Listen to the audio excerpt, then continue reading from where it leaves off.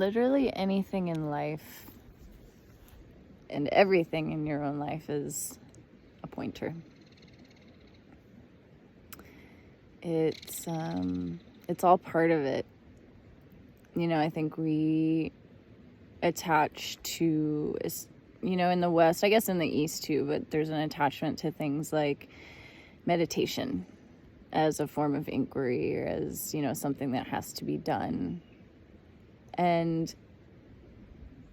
I guess this is part of this video, is I guess to kind of share my own experience, but also like mostly to point to the fact that literally everything is its own pointer, and to attach to any of it is part of the trap. So the unfolding that's happened within my life has been, you know, like two central pieces of it has been my practice of shamanism and psychedelics. And those two things are very much married in my life. But there's, I mean, with something like psychedelics in particular, and, you know, you could swap that word out for meditation, you know, either. They're both tools, but neither is ever going to be the thing that gets you there. You know, it doesn't matter how many hours of meditation you do, ultimately, that's not going to be it.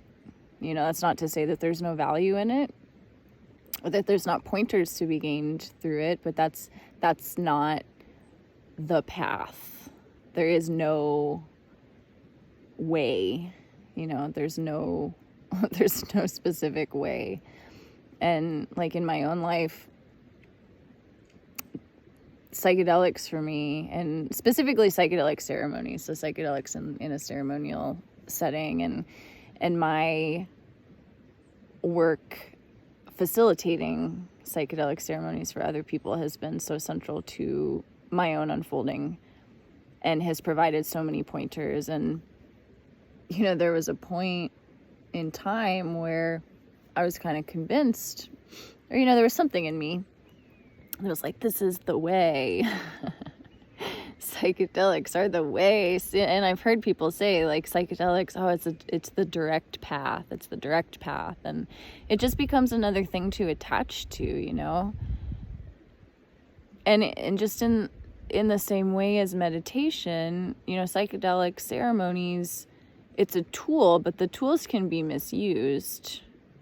Or they can be used in a way that actually keeps us stuck, or they can be used in a way that, you know, kind of points to truth. But there's a lot of confusion around it, just like in meditation. If we're trying to do meditation right, then it's going to become a trap. You know, it doesn't matter how much it's done. Just like if, you know, what I've noticed with psychedelics, and specifically as somebody who facilitates and, you know, practices shamanism, which, you know, that word in and of itself in the West is very interesting, because shamanism is really just like an ancient path to truth. And those were the priests in tribes, and what shamans, like, part of their rite of passage was to go out away from the tribe on their own and literally like figure out who they were. But figuring out who you are in that setting is destruction. It's self-destruction, and it's coming back into the fold eventually, and being able to see that who you thought you were doesn't actually exist. So like shamanism is really like the, you know, like the tribal path of awakening. And it's one, you know, that's not to say it's that's the only path, but you know, in certain cultures, so specifically like Toltec, I think it's the word Nahual, is the word for shaman, but that word also means awake or breath. You know, it's all the same word. So it's like shamanism, contrary to popular Western belief, is not this thing that's like bestows mystical, magical powers. It's a breaking down of the self. And in doing so, coming to see reality completely clearly. And from a certain perspective, that might look like mystical powers. Just like, you know, so many people look at spiritual teachers and revere them and worship them. But that's missing the point, which is that there is no them there. They see that they are everything, you know? And similarly, and so that's been like, at least for me, it's been like an integral part of this process, and it's coming to see that path differently than I think a lot of Western people see it. And that, you know, the word shaman is thrown around by a lot of people, and they say like, oh, you know, like people call themselves shamans and because they got a certification, and there's nothing wrong with that, but I don't think that that's not like the spirit, to me at least, not the spirit of what that path really entails. And it's one of those things that it's not something you choose. It's like, it's something that chases you until like you think you're chasing it, and then eventually turn around and realize you're the one being chased, and it's coming for you, for everything you think you are. But with psychedelics, they're a tool. And I see the tool being misused a lot, or perhaps it's just not misused, but because in one context, psychedelics can be wonderful at making the dream more beautiful and kind of polishing your sense of self. But they can also really be used as a tool to break the self down. And that's a very different kind of energy in, you know, having an experience, and what the ego is going to want to do is attach meaning to it. And, you know, often in ceremonial spaces, there's beliefs that get broken down, and immediately what an ego wants to do is to try to reconstitute itself, and what it'll do is create new beliefs, new like pretty beliefs, and attach to those. Versus letting the beliefs fall and just allowing that emptiness to grow. And a psychedelic ceremony in and of itself is never going to be enough. It's never going to empty you out. Just like, you know, I guess you can meditate your whole life and never take an actual step towards realizing what you actually are. And similarly with psychedelics, you could, you know, practice shamanism or do psychedelic ceremonies your whole life and never, you know, have like beautiful, transcendent, mystical experiences and experiences of, you know, unity and things like that. But there's a deeper pointer if you're willing to look. And it's pointing to the ways that there's a gripping and the ways that there's attachment. And at least in my experience, and I'm sure everybody has different experiences with psychedelics, but for me, the experience itself is almost just like a crack. It's showing you a crack. And then life is going to bring opportunities to go at that crack with a chisel and a hammer, if you allow it to. And so it's almost just like a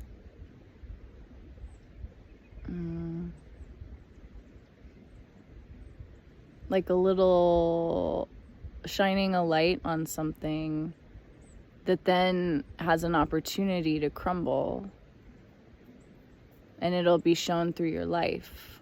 So it's just like it's a small piece of something if it's used in a certain kind of way, if it's used as a tool, you know. And at some point all of the tools have to get put down. So at some point there's a realizing that meditation, that psychedelics is not going to get you there, because there's no you that's going to get there. So it's interesting, and I guess just all this to say is that there's no right way. There's no path to walk. There's no right thing to do. And it's really about just following what is appearing in your own life. And in this life, those things appeared, and it was like this weird thing where, like I have found myself practicing, I don't know, like even just saying practicing shamanism feels weird, but I have to use words. But yeah, like practicing shamanism and like looking around and being like, I don't even know how I got here. It just happened. Like I found myself in the middle of this thing. And my approach is so different than most other people that I've encountered in this space, because it's not about healing. It's not about transformation. It's not about love and light. It's self-destruction. It's seeing through the falseness. It's not about the visions and the downloads. It's that moment, and I see it so clearly, and it's my favorite moment when I'm facilitating for other people. It's the moment where people finally give up, and it's like you sense the nervous system completely relax, and oftentimes there's like a sigh or a yawn, and people finally like lay down after maybe struggling against themselves. And it's like laying down, and then maybe for the first time, without perhaps even realizing it, like they're in their senses completely. Like they're looking at the sky and feeling the grass, and not in the thoughts, and not fighting against their own ideas and stories and beliefs. It's like that moment is the kingdom. And it's not a mystical moment.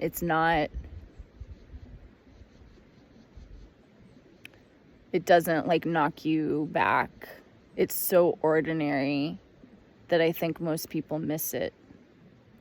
But it's like, that's what it's pointing to. Like, that's what these medicines are pointing to. And we can use them for like becoming, for all sorts of things, for transformation and for healing and for becoming a better version of yourself. But there's a deeper pointing, which is to rip it all out and not replace it with anything. And so at least for me, it's been like a huge part of my emptying out, but it's always been a kind of just like a peeking into what's available, or it's been like seeing, maybe like having a moment where I, like in a ceremony where I sense that like, oh, this is what it feels like for that belief to not be here. But then it immediately is going to reconstitute itself, because that's what egos do. And there's an opportunity to continue to allow life to unfold, to actually rip it out. But then since there's that reference point, it's like a helpful pointer. It's a helpful tool in that way.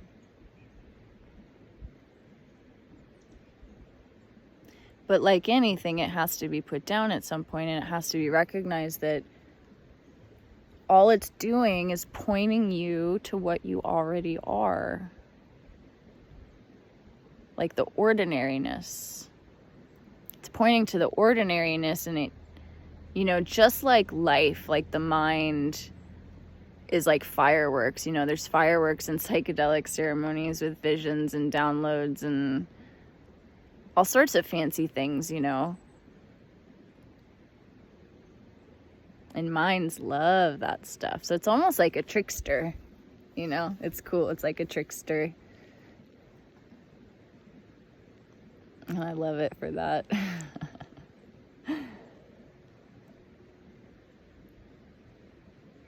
But I think that's one of the reasons it's so important to ask people, you know, as they're using things or like coming to things like that, is to ask, like, what do you want? What do you actually want? And for most people, what they want is to have a more beautiful life, and that's great, you know, it's to have a more beautiful dream. And that's going to look very different, you know, but it's like having the wisdom to even ask the question. And like part of my role in this life in that way is, like, for some people,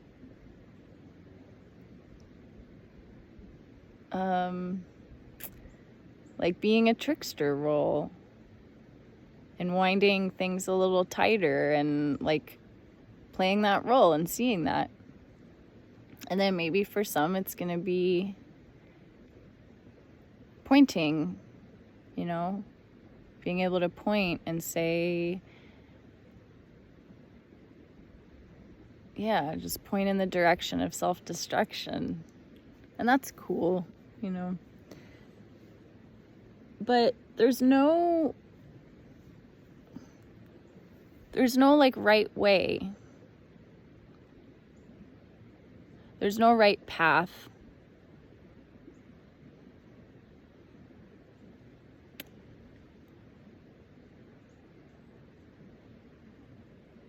It's just whatever is occurring in your life, and following is literally following whatever's happening. Not whatever's happening, because, you know, there's things that the mind will maybe want you to follow that's another distraction. It was coming to like discern those impulses and where they're arising from.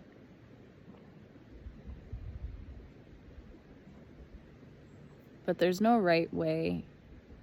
And none of those things is going to be like the magic bullet.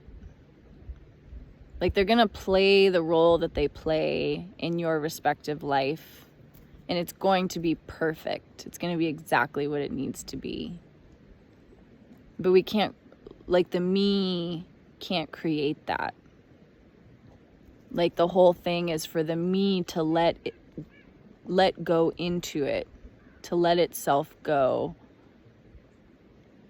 to like let go of the metaphor that I use is, it's like a little kid in the back seat with a toy steering wheel, and they're never driving the car, but it's letting go of the toy steering wheel and letting life drive. And it's like the me giving up. And it's going to look different for every person, for everyone. And it's going to be perfect, but it's like the quote unquote path, or the way that's going to manifest in the world of time and space is going to be so different for everybody. But then the end point, if you can't really call it, so words are so weird because it's not an end point.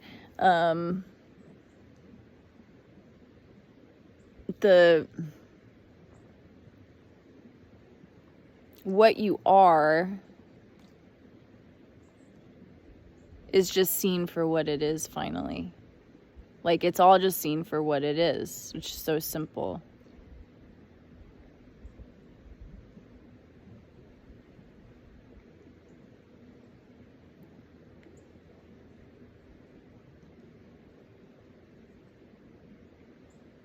So it's strange, you know? Because the understanding or the seeing, once it's seen, it's seeing the same thing, but then the trajectory or the way that comes to be seen is so vastly different. And for some people, it's going to include psychedelics. For some people, it's going to include meditation. For me, a big part of it was facilitating, or is still facilitating, and, shamanism and like that path, that form of destruction, like internal self-destruction. I don't know what else to say. I don't think I have anything else to say. Just that it's all unique, And wherever you find yourself, it's to not attach to one thing as like the thing. It's like, oh, if I meditate enough, oh, if I take enough psychedelics, oh, if I do this enough and this enough and this enough. It's like, that's all efforting. That's all the me. That's all the ways that it's trying, that you're trying. And maybe that'll lead to exhaustion. Like, that's really it. They're all like these methods of exhausting the seeker, exhausting that thing that's looking, that's trying.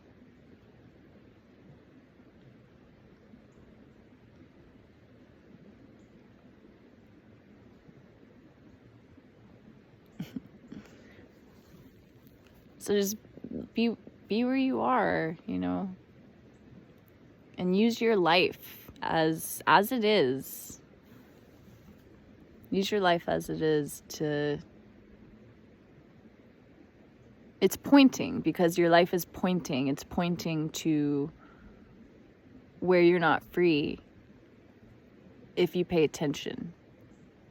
Every moment, literally every moment, every sensation of tension or dis-ease that arises in the body, like every repetitive thought, like it's all pointing.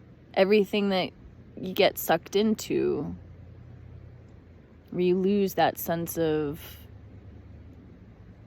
like just simplicity, and it's all pointing. And it's just paying attention to the unique way that life is pointing